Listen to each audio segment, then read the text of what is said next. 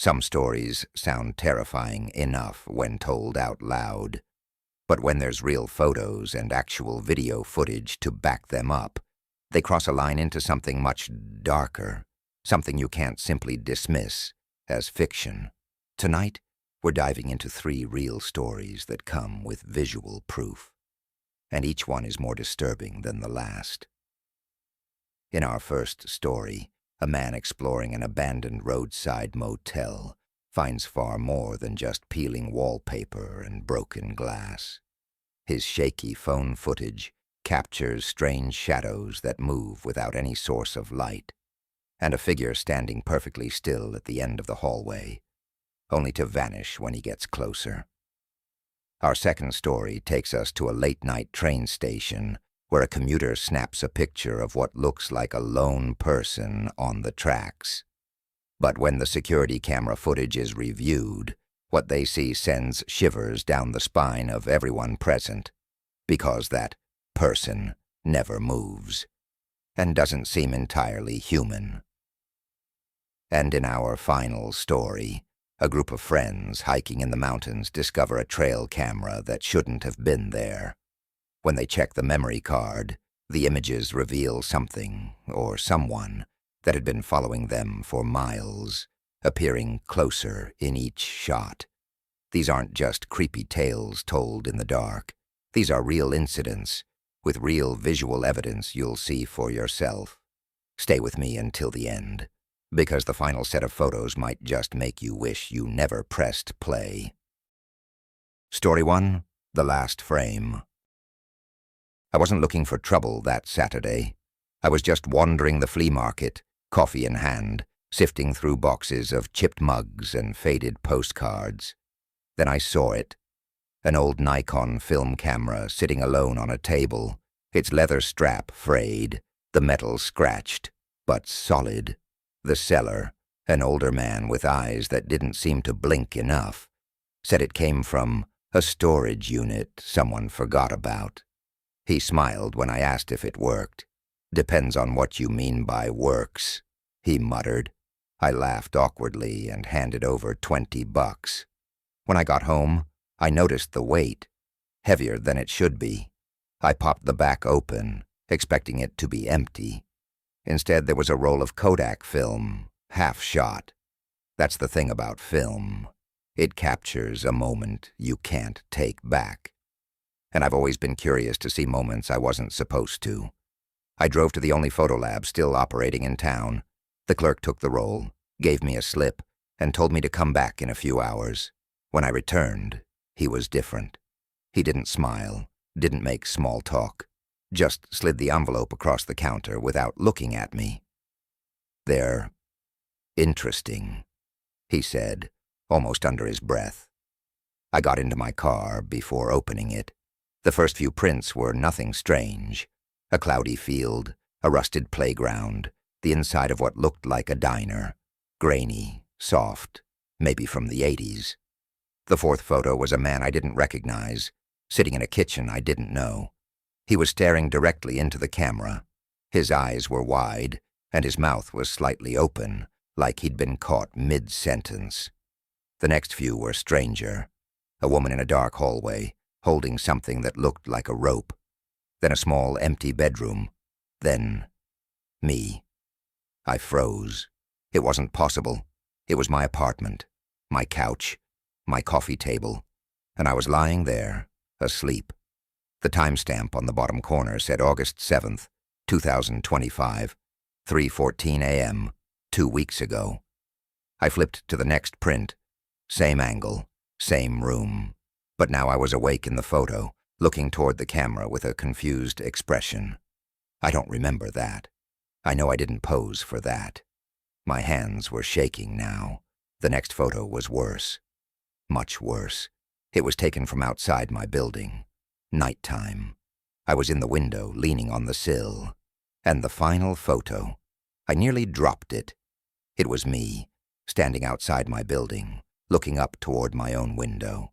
The timestamp read, August 21st, 2025, 9:48 p.m., 5 minutes from now. I looked at my phone. 9:43 p.m. I was still in my car. Parked in front of my apartment. My lights were on in the window. I turned the envelope over, hoping there was another print. Something that explained it. Nothing. Just the sound of my own breathing. 5 minutes. I grabbed the photos, shoved them into my bag, and stepped out of the car. My eyes darted up to my window. I was there in the picture, but right now, the window was empty. 4 minutes. I didn't want to go inside, but my keys were already in my hand. My footsteps echoed up the stairwell. 3 minutes. I unlocked the door to my apartment. Everything looked normal. The couch, the coffee table, the same cheap rug, but I couldn't shake the feeling that I was already being watched. 2 minutes. I stood at the window and looked down toward the street. My car was there. The streetlights hummed. Nobody was standing outside. 1 minute. Then I heard it. The faint, unmistakable click of a camera shutter coming from behind me. I spun around. The apartment was empty. The sound of the shutter still hung in the air when my phone buzzed in my pocket. Unknown number. I almost didn't answer, but my thumb slid across the screen on instinct. A voice I didn't recognize spoke, low and deliberate. "Don't turn around again." I froze. My pulse hammered in my ears. "You have something that doesn't belong to you." The voice continued. "Put the photos back in the camera." I swallowed hard. "Who is this?" Silence. Then, click. The call ended. I set my phone down on the coffee table. Every muscle in my body tensed. I didn't want to turn, but I could feel it. The weight of eyes on the back of my neck. I spun anyway. Nothing. The camera was still on the counter where I'd left it, the strap hanging over the edge. I reached for it, but before my fingers touched the metal, the kitchen light flickered and died. The apartment was now lit only by the orange glow from the street lamps outside. I moved toward the window again, but stopped halfway. Something was wrong with the reflection in the glass. It wasn't me. Or rather, it was, but not the me standing there. The reflection was wearing a different shirt. My hair was wet in it, dripping onto my shoulders. My reflection's eyes didn't blink. I took a shaky step backward. The reflection leaned forward, pressing its face close to the glass. My own mouth formed words I didn't speak. "Time's up." Behind me, the camera shutter clicked again. I spun around so fast I nearly tripped. But the camera wasn't on the counter anymore. It was in the middle of the floor, pointed straight at me. My phone buzzed again. I didn't want to answer. I knew I shouldn't. But I did. The same voice. This time, whispering, "Check your bag." I dropped the phone like it burned me and grabbed the envelope of photos from my backpack. There were more prints now. I hadn't put them there. The first new one was of me, right here, in the apartment, holding the photos in my hands. The exact moment I was living. The next was me lying on the floor. My eyes were open. My neck wasn't right. The third and last photo made my stomach twist so violently I almost vomited. It was taken from outside, through my window. I was standing in the room, but the thing behind me wasn't human. It was tall, too tall, skin pale and tight, stretching in places it shouldn't. Its hands were resting lightly on my shoulders. I dropped the photos, my fingers numb. The reflection in the window moved again, but I didn't. It smiled. Then the lights went completely out. I bolted for the door, but the handle wouldn't turn. It was ice cold, almost painful to touch. My phone buzzed once more, vibrating violently across the floor toward my feet. I didn't pick it up. Instead, I pressed my ear to the wood of the door, listening. Footsteps, slow, heavy, coming up the stairwell. I stumbled back, my eyes flicking toward the window. In the glass, I could still see my reflection. But I wasn't alone anymore. It was standing behind me, the same too-tall shape from the photo. The last thing I heard before everything went black was the crisp, mechanical sound of the shutter. Story 2. The Girl in the Mirror. It started with a throwaway video. I film makeup tutorials. Nothing crazy. Just a small channel, a few thousand subscribers. My bedroom is my set, a desk by the window, a ring light, and a mirror behind me. The day it happened, I'd been recording for almost 2 hours. I was tired. My eyeliner kept smudging, and I was halfway through editing when I saw it. At first, I thought it was lag in the footage. My reflection in the mirror behind me wasn't moving exactly with me. It was subtle, just a fraction of a second off, like bad lip-syncing. But then it got worse. In one frame, I was looking down, blending foundation into my neck. In the reflection, my head was up, eyes fixed directly on the camera. I sat back in my chair, chills running up my arms. Maybe I'd accidentally layered 2 clips together. I scrubbed through the timeline. No, it was clean. A single recording. I replayed the part where the reflection looked at the camera. My reflection's lips moved, forming words I couldn't hear. I told myself it was a trick of the light. That's what I wanted to believe. Still, I uploaded the video. I didn't mention the glitch. The comments started pouring in. What's with your mirror at 4:32? Dude, your reflection is smiling while you look dead serious. I paused at 4:33, and the face in the mirror isn't yours. I went back and paused it at the exact frame they mentioned. They were right. The reflection wasn't smiling. It was grinning. Too wide. Its teeth were wrong. I slammed my laptop shut. Told myself it was some kind of video corruption. The next day I decided not to film.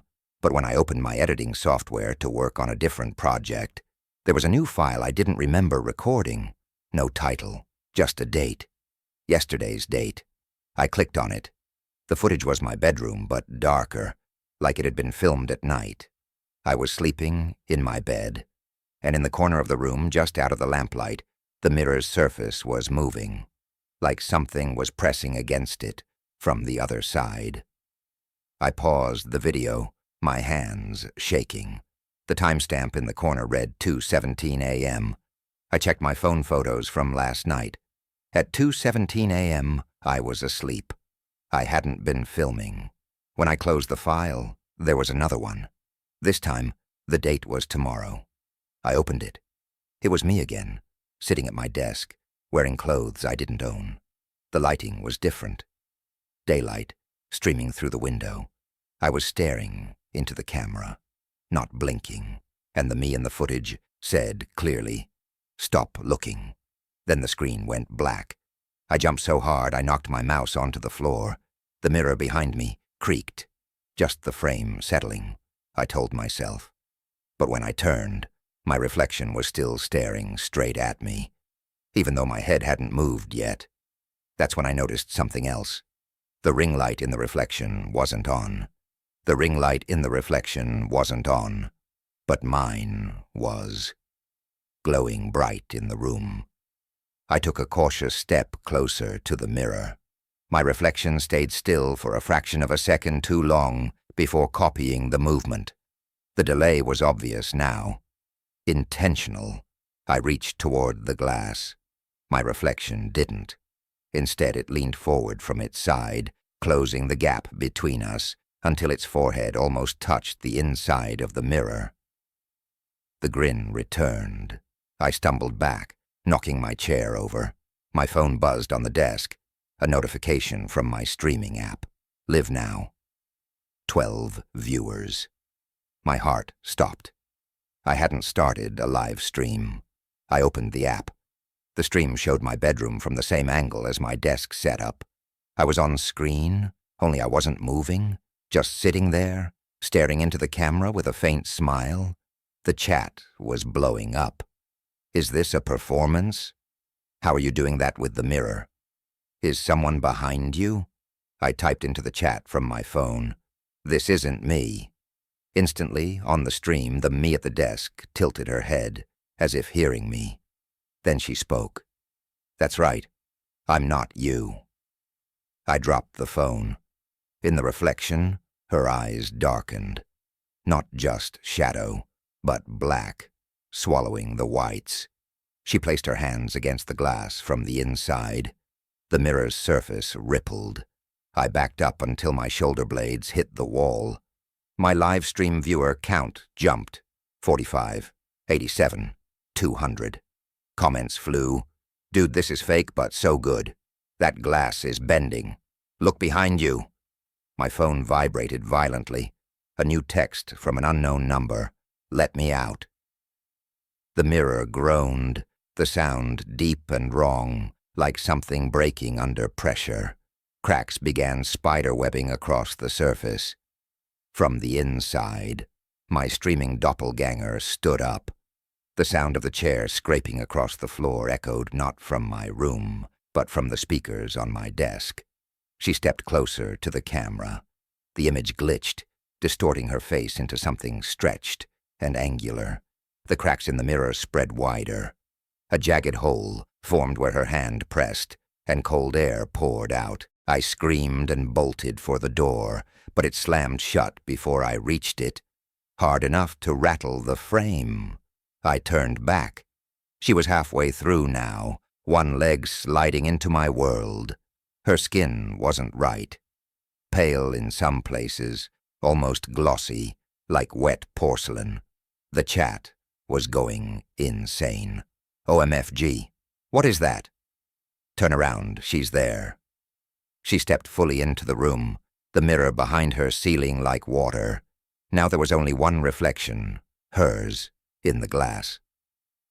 She bent down, picked up my phone, and held it out to me. On the screen was the live stream, still running. My face, my real one, was in the thumbnail, frozen. My chest tightened. My body wasn't moving on the stream, but my eyes were, wide, frantic, darting around like I was trapped. She dropped the phone, and it shattered. Then she leaned close and whispered in a voice that sounded like mine, but too deep. Your turn. The last thing I remember was the rush of cold, the world bending in on itself, and the glass swallowing me whole. The next day, my channel posted a new makeup tutorial. I wasn't the one in it. Story 3. The Vanishing Point. I've been a night security guard for 10 years. Most of the time, it's boredom. Watching grainy screens, listening to the hum of the building's old ventilation system, and sipping coffee that tastes like cardboard. The parking garage I work at is empty after midnight. The only movement is the occasional rat or moth drifting across a camera lens. But 3 weeks ago, I saw her. It was 1:47 a.m. Camera 6, the far corner of the lowest level, flickered. A woman was standing there, facing the wall. She wore a long gray coat. Her hair was black and stringy, hanging over her shoulders. She didn't move, didn't shift her weight, just stood there. I called down to the night patrol to check it out.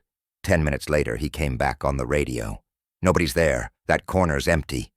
I rewound the footage to show him, but when I played it back, the woman was gone. The timestamp was still there. The camera still worked. She just wasn't in the recording anymore.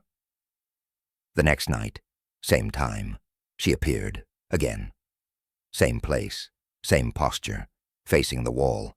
I didn't call anyone that time, just stared at the screen, watching her for nearly an hour. She never turned around. Then, on the third night, she moved. It was subtle. Her head tilted, like she was listening to something, and even though I couldn't see her face, I swear she was smiling. I leaned forward in my chair, the old leather creaking under me. She raised her right hand, slowly, and placed it flat against the wall. The lights in that corner flickered. Then she turned her head toward the camera. The video feed glitched, a white smear across the screen. And when it cleared, she was a step closer. I switched to camera 7, the one covering the ramp, to see if she'd moved. But she wasn't there.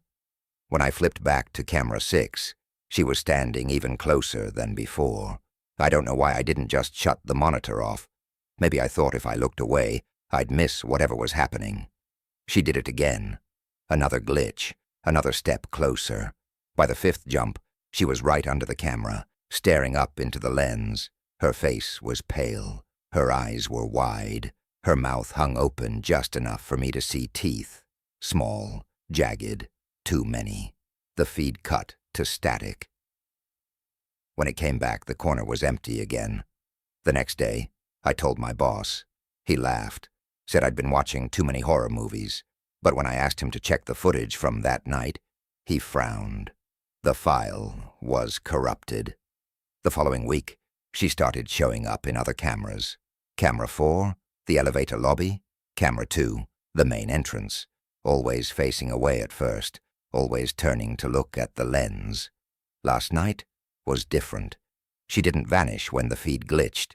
She stayed, watching, and this time, she smiled wider. I don't mean an ordinary smile. Her lips stretched too far, like the skin was barely holding. Her head tilted so far, it almost touched her shoulder. Then the feed cut out. Not just one camera, all of them. When they came back, she wasn't on any screen, but my phone buzzed. A notification from the security app. Motion detected. Security office. I turned toward the doorway, and for just a moment, I thought I saw a shadow slip into the stairwell. I grabbed my flashlight and went to check the stairwell. The concrete walls swallowed the beam, the smell of damp and metal heavy in the air. No footsteps, no echo, just the faint hum of the building. When I got back to the security office, every monitor was frozen. The timestamp was still ticking, but the footage wasn't moving. On camera 6, the woman stood in the far corner again. But something was different. The angle was wrong. It was higher. The feed was showing her from above, like it was looking down from where the camera should be mounted. Except in the frozen frame, the camera itself was visible and dangling loose from its bracket. My stomach dropped. I hit rewind. The footage jumped back to 1:43 a.m. The camera was still in place. The woman was in her usual spot, facing the wall. I pressed play. The lights in the corner flickered.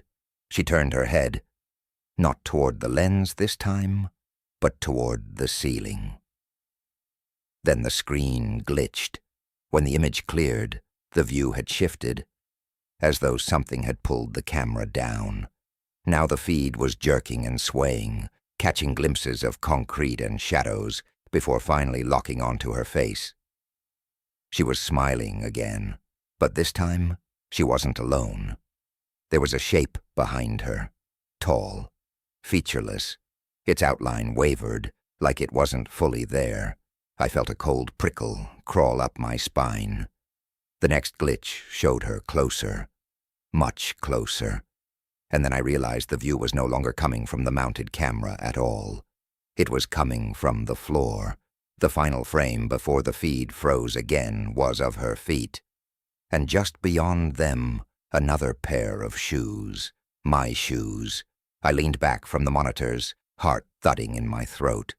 Then my desk phone rang. I answered without thinking. Static, and underneath it, breathing, slow, steady. Then a whisper, so faint I almost missed it.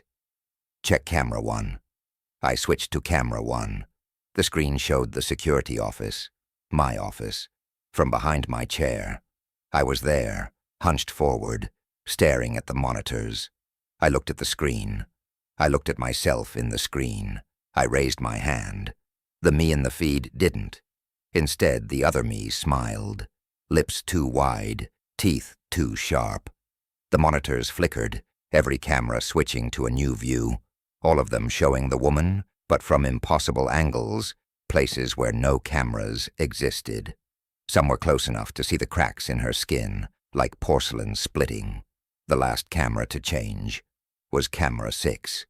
It was dark, too dark. The feed brightened slowly, revealing the far corner of the garage. Empty. Then, from the shadows, something began walking toward the lens. Not her this time. Me. At least it looked like me. Same uniform, same walk. But its head tilted too far to one side, twitching with each step. Its smile stretched unnaturally, the corners splitting slightly, revealing more teeth than should exist. The other me stopped inches from the camera. And then, without a glitch, without a jump, it leaned in until one massive eye filled the frame. It blinked. The feed cut to static. When the picture came back, every monitor was black, except one. Camera 1. The view was the same. The back of my chair. Only now, the chair was empty. The building manager said they found the security office unlocked the next morning, coffee still warm on the desk. The footage from that night was gone. Every file corrupted. But sometimes, around 1:47 a.m., the monitors flicker back to life. And on camera 6, there's always someone standing in the far corner, facing the wall. Now you've seen them, the photos, the video footage, and the chilling stories that tie them together. But here's the thing. These aren't just ghost stories whispered in the dark. These are real events, captured in images and film that should not exist. Yet they do. From the figure that appeared where no one was standing, to the strange, smiling man who vanished before police arrived, to the final haunting clip that still baffles experts to this day. Each story leaves one question lingering in the air. What if you're next? Because the truth is, these things don't just happen to other people in other places. They happen in quiet towns, on empty roads, in homes that look just like yours. And when they do, there's no warning. If you made it this far, you're the kind of person who needs to know what's really out there. So stick with this channel. More stories are coming. Stories that will keep you up at night, staring at the shadows, wondering if something is staring back. Until then, lock your doors, check your windows, and maybe, just maybe, put the camera down. Some things were never meant to be caught on film.